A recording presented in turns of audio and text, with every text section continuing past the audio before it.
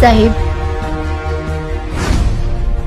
जिस परमेश्वर के विषय में कहा जाता है, त्वमेव माता च पिता त्वमेव, त्वमेव बंधु च सखा त्वमेव, त्वमेव विद्या च द्रविणम त्वमेव, त्वमेव सर्वम मम देव देवः। सबका मालिक, खुदा, अल्लाह, रब, गॉड, राम, परमेश्वर, ये सब एक ही हैं और जिसका वास्तविक नाम कबीर है। आइए पूर्ण परमात्मा कबीर साहिब के विषय में जानने का प्रयास करें। यजुर्वेद अध्याय 40 मंत्र 8 में लिखा है, कबीर मनीषी स्वयंभू परिभू व्यवधाता, अर्थात कबीर परमात्मा सर्वज्ञ है और अपने आप प्रकट होते हैं। वह सर्व ब्रह्मांडों के रचनहार हैं। काशी वाला धानक जुलाहा कबीर ही सत्पुरुष पूर्ण ब्रह्म परमेश्वर है। ये अनंत करोड़ ब्रह्मांड के विधाता हैं। कबीर का अर्थ अरबी भाषा में महान होता है। सतगुरु पूर्ण परमात्मा कबीर साहिब का परम प्राकट्य विक्रम संवत 1455 ज्येष्ठ सुदी पूर्णिमा सोमवार के दिन हुआ था। आकाश मंडल से सत्य पुरुष का तेज काशी, बनारस, उत्तर प्रदेश के लहरतारा तालाब में ब्रह्म मुहूर्त के समय कमल के पुष्प पर अवतरित हुआ था। उनके उस तेज से वह तालाब ज्योतिर्मय होकर जगमगाने लगा। फिर वो तेजपुंज एक बालक के रूप में परिवर्तित हो गया और जल के ऊपर खिले कमल पुष्पों पर हाथ पांव फेंकने लगा। यही बालक कबीर था, जो मृत लोक में शिशु रूप धारण करके आता है और जिसे वेदों में करवी देव कहा गया है। काशी के नीरू व नीमा जुलाहे दंपति की नजर जब उस कौतूहल करते अलौकिक बालक पर पड़ी तो वे उन्हें अपने घर ले आए। पूर्ण परमात्मा अमर पुरुष जब लीला करता हुआ बालक रूप धारण करके स्वयं प्रकट होता है, उस समय कंवारी गाय अपने आप दूध देती है, जिससे उस शिशु रूपी पूर्ण परमात्मा की परवरिश होती है। कबीर साहिब जिस समय प्रकट हुए, उस समय भारतवर्ष की राजनीतिक, धार्मिक एवं सामाजिक स्थिति चरमरा चुकी थी। हिंदू धर्म में जाति पाति, छुआछूत, ऊंच नीच का भयंकर दबदबा था। एक हिंदू दूसरे हिंदू का शत्रु था। समाज ब्राह्मण, क्षत्रिय, वैश्य व शूद्र इन 4 वर्णों में बटा हुआ था। ब्राह्मण वर्ण कर्मकांडी बनकर अपना उल्लू सीधा करने में व्यस्त था। कबीर साहिब के समय में मुस्लिम शासकों के कुशासन और पुरोहितवाद के अमानवीय अत्याचारों से जनता त्रस्त और परेशान थी। मंदिर मस्जिद, रोजा नमाज, पूरब पश्चिम, व्रत त्योहार, ईश्वर अल्लाह को भी लोगों ने बांट रखा था। पंडित मुल्लाओं की इस विभेदकारी साजिश का कबीर साहिब ने खुला विरोध किया।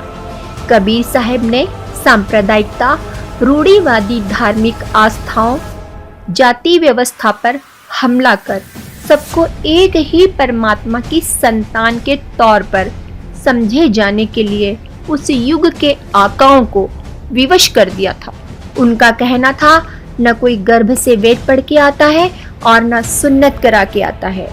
स्त्री अपने गर्भ को प्रसव काल में एक समान जन्म देती है। सभी मानवों के शरीर एक ही तरह के रक्त से बने हैं। फिर किस ज्ञान से लोग अलग अलग हुए? कबीर साहब कहते हैं, यदि तुम जन्मजात ब्राह्मण हो और ब्राह्मणी ने तुम्हें जन्म दिया तो किसी अन्य मार्ग, मुख, नाक, कर्णादि से क्यों नहीं पैदा होकर आए हो?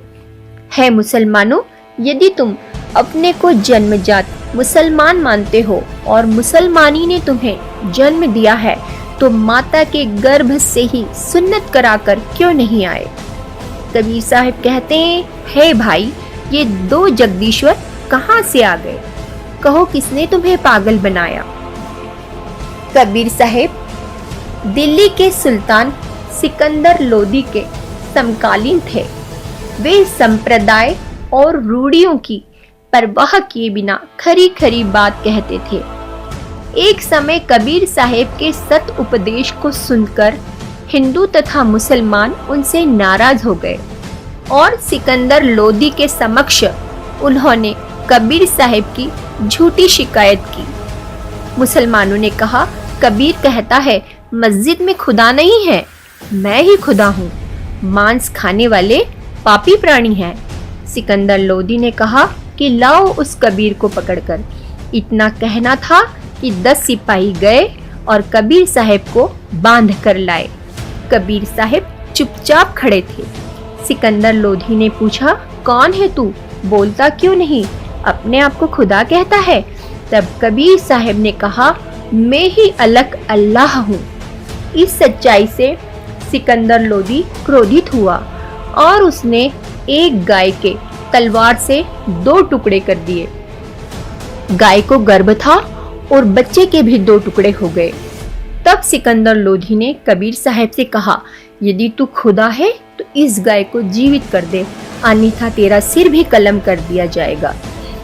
कबीर साहब ने एक बार हाथ गाय के दोनों टुकड़ों को लगाया तथा दूसरी बार उसके बच्चों के टुकड़ों को लगाया। उसी समय गाय और उसका बच्चा जीवित हो गए। कबीर साहब ने गाय से दूध निकालकर बाल्टी भर दी। राजा सिकंदर लोधी कबीर साहब के चरणों में गिरकर क्षमा याचना मांगने लगा। उसने कहा, आप कबीर अल्लाह है, बख्शो इब की बार, दास गरीब शाह को अल्लाह रूप दीदार। सिकंदर लोदी का धर्मगुरु शेख तकी कबीर साहब से द्वेष रखता था। इस द्वेषाग्नि में जलते हुए शेख तकी की जिद पर बादशाह सिकंदर लोदी ने 52 बार कबीर साहब की परीक्षा ली। इसे ही 52 कसनी कहा जाता है। कमाल और कमली को कबीर साहब ने पुनः जीवित कर दिया था। ध्यान रहे साथियों, मृत व्यक्ति को केवल समर्थपूर्ण परमात्मा ही पुनः जीवित कर सकता है और किसी सिद्ध या कला पुरुष या देवी देवताओं में ये सामर्थ्य नहीं है। यदि ऐसा होता तो महाभारत के युद्ध में अभिमन्यु मृत्यु को प्राप्त हो गया तो कृष्ण सहित सभी पांडव विलाप करने लगे। उस समय कृष्ण भी अभिमन्यु को इसलिए जीवित नहीं कर पाए क्योंकि उसकी आयु शेष नहीं थी। कबीर परमात्मा ने 5 वर्ष की आयु में गुरु मर्यादा को बनाए रखने के लिए लीला की और रामानंद जी को अपना गुरु बनाया। कबीर साहब वेदों के ज्ञान से पूर्व भी सतलोक में विद्यमान थे तथा अपना वास्तविक ज्ञान देने के लिए चारों युगों में प्रकट हुए। सतयुग में सतसुकृत के नाम से प्रकट हुए, त्रेता युग में मुनिंद्र नाम से, द्वापर में करुणामय नाम से तथा कलयुग में कबीर प्रभु के नाम से प्रकट हुए। इसके अतिरिक्त अन्य रूप धारण करके कभी भी प्रकट होकर अपनी लीला करके अंतर ध्यान हो जाते हैं। जिन जिन पुण्यात्माओं ने परमात्मा को प्राप्त किया, उन्होंने बताया कि कुल का मालिक एक है।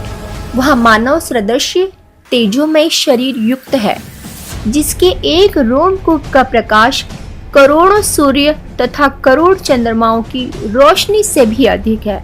उस परमेश्वर का वास्तविक नाम सतकबीर, कबीरा कबीरन, खबीरा खबीरन है।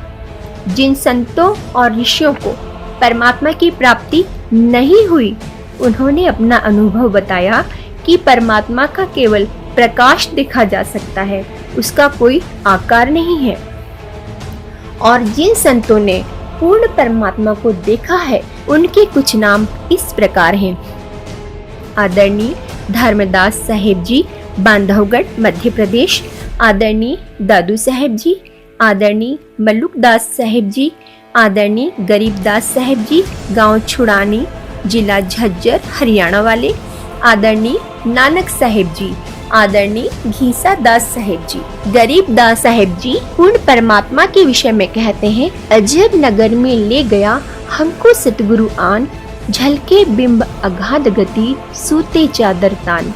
अनंत कोटि ब्रह्मांड का एक रति नहीं भार, सतगुरु पुरुष कबीर हैं कुल के सृजनहार। गुरु ग्रंथ साहिब पृष्ठ 721 की अमृतवाणी महिला 1 में नानक जी ने कहा है कि हक्का कबीर करीम तू बेएब परवरदिगार। इसी का प्रमाण गुरु ग्रंथ साहिब के राग सिरी महिला 1 पृष्ठ नंबर 24 पर शब्द नंबर 29 में एक सुवान दुई सुवानी नाल, भलके बहु कही सदा बियाल, कुड़ छुरा मूठा मुर्दार, धानक रूप रहा करतार। इसी प्रकार पवित्र कुरान शरीफ के अध्याय सूरत फुरकानी 25 आयत 52 से 59 में कहा है कि वास्तव में इबादई कबीरा अर्थात पूजा के योग्य कबीर अल्लाह है। यह कबीर ही पूर्ण परमात्मा है जिसने 6 दिन में सृष्टि रची तथा 7वें दिन तखत पर जा विराजा। उसकी खबर किसी बाखबर से पूछ कर तो देखो। सर्व ग्रंथों में भी प्रमाण है कि कबीर साहिब ही भगवान है। ऋग्वेद मंडल 10 सूक्त 90 मंत्र 3 से 16, यजुर्वेद अध्याय 19 मंत्र 26 से 30, यजुर्वेद अध्याय 29 मंत्र 25, श्रीमद् भगवद गीता अध्याय 8 श्लोक 9, अध्याय 15 श्लोक 17, अध्याय 18 श्लोक 62-66 में। संतों की वाणी में हम है सतलोक के वासी, दास कहाए प्रगट भय काशी, नहीं बाप न माता जाए, अब गति ही से हम चल आए। कबीर के राम तो अगम है और संसार के कण कण में विराजमान थे। कबीर के राम इस्लाम के एकेश्वरवादी, एक सत्तावादी खुदा भी नहीं है और न ही दशरथ पुत्र राम कबीर के राम है। वो तो सबसे अलग, सब में रमता राम है। कबीर परमात्मा के अनुसार नाम से ही जीव की मुक्ति संभव है।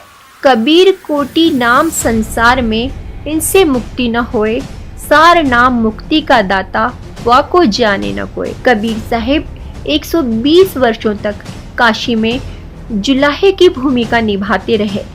काशी में प्रचलित मान्यता है कि जो यहाँ मरता है उसे मोक्ष प्राप्त होता है। रूढ़ियों के विरोधी कबीर साहिब को यह बात कैसे मान्य होती, अतः वे काशी छोड़कर मगहर चले गए और सन 1518 के आसपास शरीर छोड़कर अंतर्ध्यान हो गए। उनके शरीर के स्थान पर पुष्प व चादर मिले, जिसे हिंदू व मुस्लिम अनुयायियों ने बांटकर समाधि और मजार बनाई है, जो आज भी विद्यमान है। सत साहिब जी।